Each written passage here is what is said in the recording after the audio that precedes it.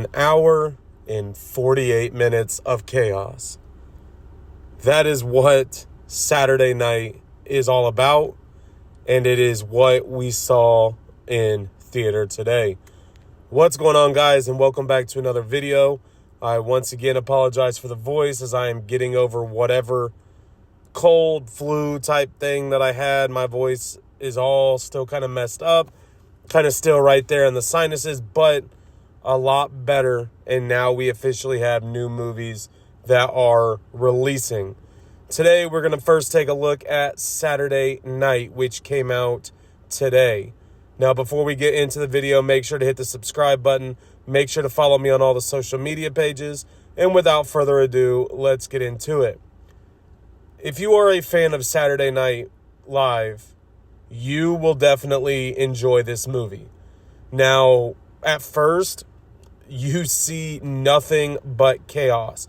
We see what Lorne Michaels is trying to do. You see what he's trying to build. You see how the characters, the actors and actresses on the set are trying to get into their roles, see if they're making the cut, see how things are going to go. And it was just so fast-paced and insane. Now, I will say this.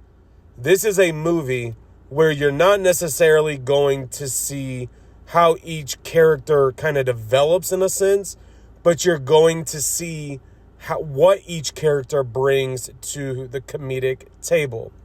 Now, in this movie, you see names like Chevy Chase, you see George Carlin, John Belushi, amongst others, and it really sets the tone of the original cast of Saturday Night Live.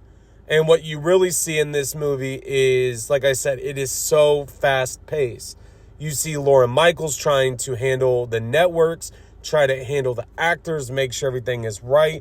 You see him actually spend more time going over things and having to cut things, and really how he must produce a show that is going to be successful.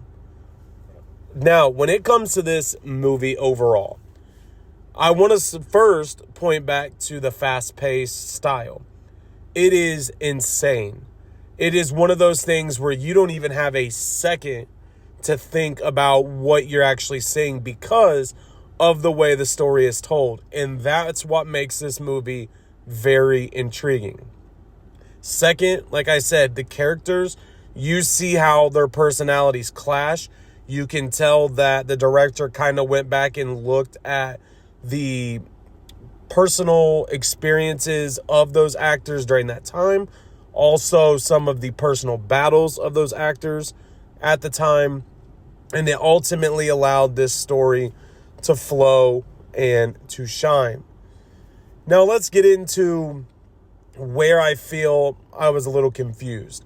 Obviously, everybody knows what time they go on. And it really starts right at about, I think the movie starts around 10 o'clock. At night is when they start doing the rehearsals and things.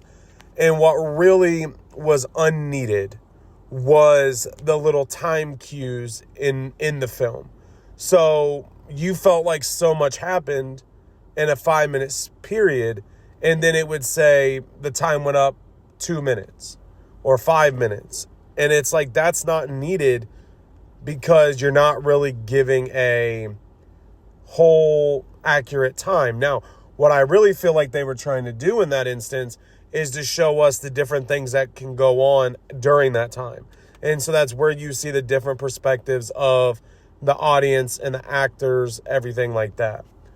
Now, if I'm looking at a critique of the movie, I really don't know if I have a solid critique that I could say this was a problem, this was boring, or this was not needed, other than the time cues in the movie.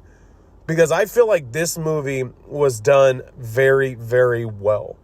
Now, I think the one critique a lot of people will have is, did the actors and the actresses portray the people they're supposed to accurately? That's kind of up for the debate. When you see like Burl come into play, he hits on his characterization. If you know, you know. But you're really looking at the whole movie together and seeing whether or not like Chevy Chase and George Carlin, John Belushi, if their characters met and performed the way that they would act in real life. And so I feel like that may be the one critique some people have. Now let's go into rating. If I have to rate this movie, I'm giving it a 3.8 out of 5.